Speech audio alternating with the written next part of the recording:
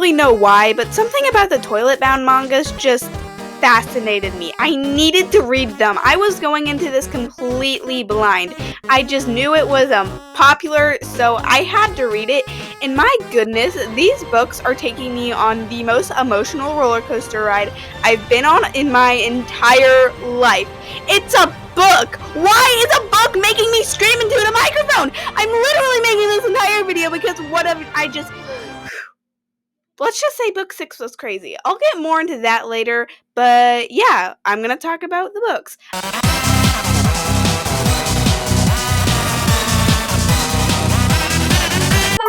So meet Nini. She's sad and desperate.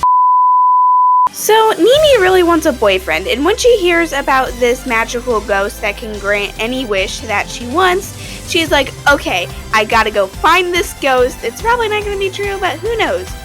The ghost is real. So for some context, there's these things in Japan called the 7 school mysteries. Number 7 is Hanako of the toilet, a female ghost who will grant any wish you want.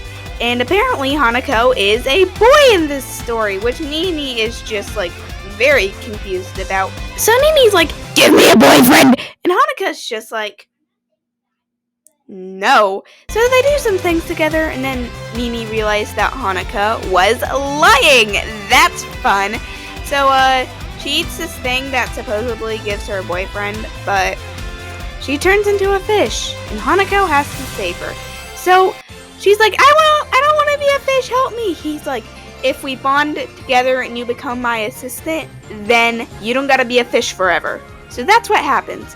And then the story goes from there. Nini is now hooked up with some supernaturals, and we get some very, very crazy, insane stories. In book 1, it was introduced that Hanako murdered somebody, but we never really knew who it was. Apparently, it was his little brother, but we don't know why he did it. It is all so interesting, and usually I think it'd be revealed by now, but we learned that in book 3, and I am on book 7 now, and I still don't know, and I hope I get to learn soon.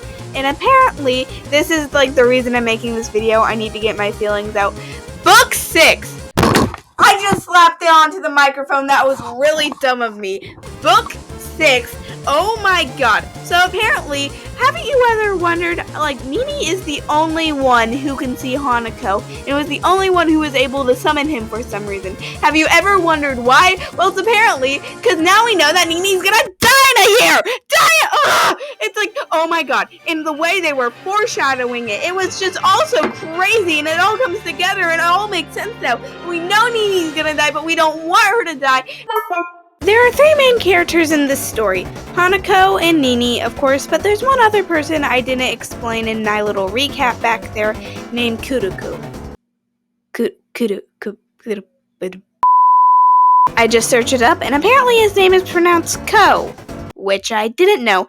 Anyway, Hanako's actually by far the funniest character in this entire thing, but on top of that, he's also the most mysterious. It's a weird mix. I also feel like he's the character out of the main characters that's in the book the least, even though the book is called Toilet Bound Hanako-kun! Nini's adorable. She's kind of love desperate, like I said earlier, but I mean, it's important to the plot, and she's also very cute. Ku is also a very likable character. At first, I didn't like him at all and really wanted him to get out of our faces, but over time, he really started to grow on me when we got to learn more about his brother, and he grew on me even more when we were introduced to his whole arc thing about, like, how he wants to, like, change the way the world works because of what happened to Miss Tsubasa. So there's kind of this plot hole I really need to talk about between the characters.